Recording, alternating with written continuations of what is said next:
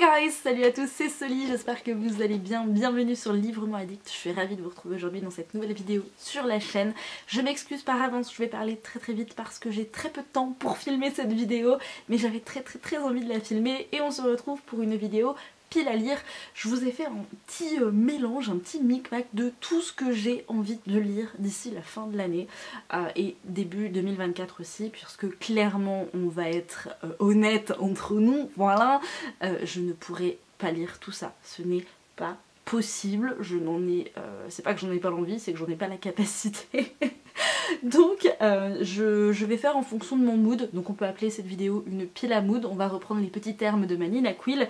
Et si jamais vous souhaitez commenter cette vidéo mais que vous êtes trop timide et que vous ne savez pas quoi mettre, étant donné qu'on va avoir beaucoup de romances avec des hockeyeurs, autant vous dire qu'on peut mettre un flocon et un petit patin à glace, pourquoi pas. Est-ce que ça existe l'emoji patin à glace? Je pense que oui. Du coup, on démarre tout de suite avec le premier livre, c'est Under the Ice, le premier tome de la saga The Players, c'est de Laurie Springs, et ici il est question d'un hockeyeur qui s'appelle Isaiah et qui va tomber plus ou moins sous le charme d'une patineuse, non c'est une nageuse, c'est pas une patineuse, c'est une nageuse émérite qui rêve quant à elle de plonger dans le bain des Jeux Olympiques. Et tous les deux vont décider de devenir des sex friends, mais très vite ils vont comprendre qu'il leur en faut plus et qu'ils sont dans une belle panade puisque c'était pas du tout le deal de leur accord, donc forcément c'était pas du tout dedans. Tout ça, tous ces sentiments qui vont naître entre nos deux protagonistes. Ça a l'air très cliché, on va pas se mentir, mais c'est ce qu'on aime. Et d'autant plus en cette période de Noël, du coup, ça a l'air plutôt pas mal. On va voir ce que ça va donner. C'est sorti en juin 2023, si jamais vous êtes intéressés pour cette version-là. Je sais pas s'il y a une version grand format. Bon, ici, on est dans la collection Ito de chez Hachette. On poursuit avec une Romantasy. L'acier et le sang. Non, le sang et l'acier. C'est de Hélène Scheuerer. J'ai dû très mal prononcer le nom de l'autrice, j'en suis désolée. C'est le premier tome de la saga Les légendes de Tesmar. C'est paru chez Corrigan Édition dans une magnifique édition collector avec des sprite ages absolument magnifiques. J'aimerais bien que ma caméra fasse le focus sur le livre et pas sur ma tête. Pour une fois. Coucou. Donc, c'est vraiment beaucoup trop beau. La couverture est splendide, on a des end papers aussi, on a une jaquette réversible avec une épée, il me semble que c'est une épée, si je dis pas de bêtises, oui c'est une épée, et voilà, le livre est vraiment très beau. Ici, je crois que ça m'avait vraiment happé au niveau du résumé, parce qu'on va tomber sur une héroïne qui s'appelle Althea, qui a un rêve ultime, devenir l'une des guerrières légendaires du royaume de Tesmar. Pour y parvenir, il ne lui reste que peu de temps, car un oracle lui a prédit qu'elle mourrait à l'âge de 27 ans. Déterminée, la jeune femme réussit à se faire engager par la guilde d'élite chargée de la protection du royaume. Son entraînement est rude, d'autant que son instructeur, l'insupportable mais envoûtant Wilder Hawthorne, ne voulait pas de femme dans son unité. Alors que le monde lutte contre les assauts d'un ennemi maléfique, Althea redouble d'efforts pour maîtriser parfaitement le maniement des armes. Et peu à peu, la jeune femme découvre qu'elle possède d'immenses pouvoirs. Peut-être ne deviendrait-elle pas seulement une guerrière, mais celle qui empêchera le royaume de sombrer dans les ténèbres. Voilà, ça avait l'air vachement cool. Je peux pas vous en dire plus, j'ai pas encore vu de retour puisqu'il vient de sortir, mais si jamais vous l'avez lu, n'hésitez pas à me dire dans les commentaires ce que vous en avez pensé. On poursuit avec un livre que je mets dans toutes mes pales depuis sa sortie, The War of Two Queens, qui n'est autre que le tome 4 de la saga From Blood and Ash de Jennifer L. Armen Trout. Je suis à la bourre puisque le tome 5 est sorti. Voilà, en France, le premier tome de la série spin-off va sortir. Et donc le tome 4, donc celui-ci, La guerre des deux reines, sortira un peu plus tard dans l'année 2024. Ils ont été annoncés sur les comptes Instagram de Deux Saxus. Je ne sais pas ce que vous en pensez vous, moi je trouve que, alors pourtant que je vous ai bassiné avec cette saga, vous savez que c'est une saga coup de cœur que j'ai eue il y a quelques années. Et je sais pas ce que vous en pensez, je vais réussir à finir ma phrase, je trouve que cette série s'essouffle. En fait, je n'arrive pas à lire ce 4e tome. Je n'y arrive littéralement pas. J'ai toujours pas acheté le tome 5, hein, alors qu'il est sorti il y a un moment en anglais, il est sorti cette année. Je n'ai toujours pas lu le tome 2 de la saga spin-off, du coup, qui doit être lu après celui-ci et avant le tome 5 de cette saga principale, qui est From Blood and Ash, donc le sang et la cendre en français. Je ne sais pas, je n'y arrive pas. Je trouve, j'avais commencé à lire ma version paperback, pas hardback, c'est la version hardback. J'avais commencé à lire la version paperback et je ne sais pas pourquoi, je n'y arrive pas. J'ai bloqué au bout de 200-300 pages. Ça me désespère, vraiment ça me désespère parce que c'était une saga chouchou, coup de cœur. Je vous ai fait une énorme propagande avec, je vous ai bassiné avec cette saga et là je n'y arrive plus. Vous êtes très nombreux à me demander mon avis sur ce tome 4. La vérité c'est que je n'arrive plus à lire From Blood and Ash. Donc soit je me mets un coup de pied aux fesses, soit c'est une saga que je ne lirai plus ou que je reprendrai dans quelques années. Il faudra tout que je recommence depuis le début. Donc, compliqué. Très compliqué tout ça. Voilà, à moins que je me booste en relisant le tome 3 et en vous organisant une lecture commune pour le tome 4 lorsqu'il sortira en français l'année prochaine. Je ne sais pas. Dites-moi ce que vous en pensez dans les commentaires. Une bricasse mais que j'ai très envie de lire parce que là le tome 3 sort en 2024 et qui dit tome 3 de cette saga dit tome 5 d'Akotar. Si vous avez suivi les dernières actualités, vous savez que Sarah J. Maas est en train de rédiger le tome 5 d'Akotar, donc A Court of Thorns and Roses, qui n'est autre qu'un palais d'épines et de roses, qui n'est plus à présenter sur cette chaîne, qui n'est plus à présenter tout court. Vous savez que c'est ma première saga chouchou d'amour que j'aime, pour laquelle j'ai vraiment eu une grosse révélation ces dernières années, quand elle est sortie en anglais. Donc ça date un petit peu maintenant, parce que j'étais encore à la fac à ce moment-là, et je crois que même que j'étais en licence. Bref, peu importe. Sarah J. Maas est en train d'écrire le tome 5 et qui devra être lu après la lecture du tome 3 de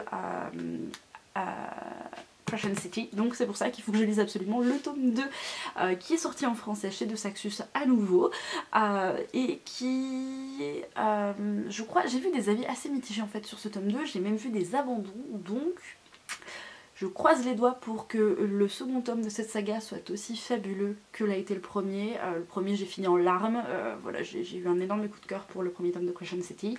J'espère que ce sera le cas aussi pour ce second tome. Si jamais pareil vous l'avez lu, dites-moi ce que vous en avez pensé et si il est facilement lisible dans le sens où est-ce qu'on se souvient bien des éléments du premier tome après une longue période entre la lecture des deux tomes. Est-ce que ma phrase est française? Peut-être. Un autre livre qui me fait envie depuis quelques temps parce qu'il est sorti en français, c'est Dance with the Fire Prince, donc Danse avec le prince faillé, donc c'est Married to Magic Novel, c'est de Elise Kova, celle qui a écrit Deal with the Elf King, donc un accord avec le roi elfe je crois, c'est paru chez Rajo.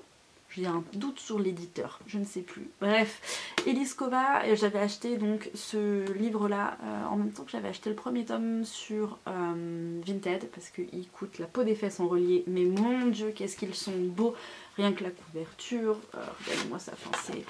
Regardez le livre sous la jaquette, bon jaquette pas réversible mais c'est pas grave quand vous voyez la beauté du livre. Donc ici je sais pas du tout de quoi il s'agit, voilà, je vais me laisser surprendre parce que j'avais été un poil déçue par le tome précédent, sachant que ce sont des tomes en fait qui sont ancrés dans un même univers mais que vous pouvez lire indépendamment les uns des autres. Et j'avais bien aimé mais sans plus en fait un accord avec le roi elfe, donc je vais voir ce qu'une danse avec le prince failli va donner.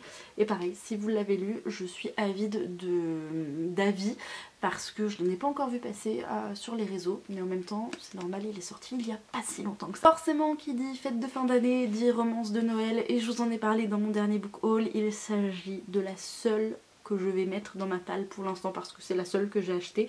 C'est la romance de Noël de Ludo de Boer, donc comment survivre à Noël avec son ex, et je vais me laisser surprendre par l'écriture de Ludo, je vais me laisser surprendre par l'histoire de Ludo, je pense que ça va être formidable, fabuleux. J'ai vu des avis qui étaient très positifs, donc j'ai hâte de plonger dans son univers, de rencontrer ses personnages et puis de découvrir sa plume parce que vous n'avez pas l'envers de son travail d'écriture, moi non plus, dans le sens où il ne nous a pas tout raconté, Mais alors, je vous explique pas la galère que ça a été pour trouver son nom d'auteur. Son nom d'auteur, je vais réussir à le dire correctement. Mais j'ai hâte de lire tout ça. Bref, c'était une petite anecdote qui n'a servi strictement à rien. Je suis sûre que vous êtes ravis de savoir qu'on a galéré à l'aider à trouver son nom d'auteur. Mais bref, en tout cas pour vous dire que ce livre a l'air fabuleux. Il faut vraiment que j'accélère parce que j'ai encore des livres à vous présenter. On va aller très vite sur celui-ci parce que c'est un tome 2. C'est en plus un tome 2 d'une saga spin-off. La saga spin-off de Covenant, il s'agit de Titan, toujours de Jennifer L. Armentrout, qui est paru en français chez J'ai lu. Par contre, J'ai lu, je crois qu'on avait déjà parlé du fait qu'ils avaient vachement augmenté leur prix. Là, c'est 20 balles le livre semi-poche. Alors la couverture a beau être très très belle. 20 balles un semi-poche. Moyen quand même tout ça, je sais pas ce que vous en pensez, je ne sais pas si vous l'avez déjà lu parce que pareil il est sorti il y a quelques temps, mais il avait l'air vachement cool, donc je vais me faire un petit plaisir de le lire, je l'espère, ou peut-être de l'écouter parce que j'avais écouté le premier tome sur Audible, il était super cool, peut-être écouter ce livre là parce que j'ai du tricot à faire et ça va peut-être me permettre de tricoter un petit peu plus parce que j'ai mis le tricot de côté comme j'ai repris la lecture. Donc peut-être en audio sur Audible si jamais. Et si jamais vous ne l'avez pas encore lu, je vous conseille d'abord de découvrir Covenant de la même autrice.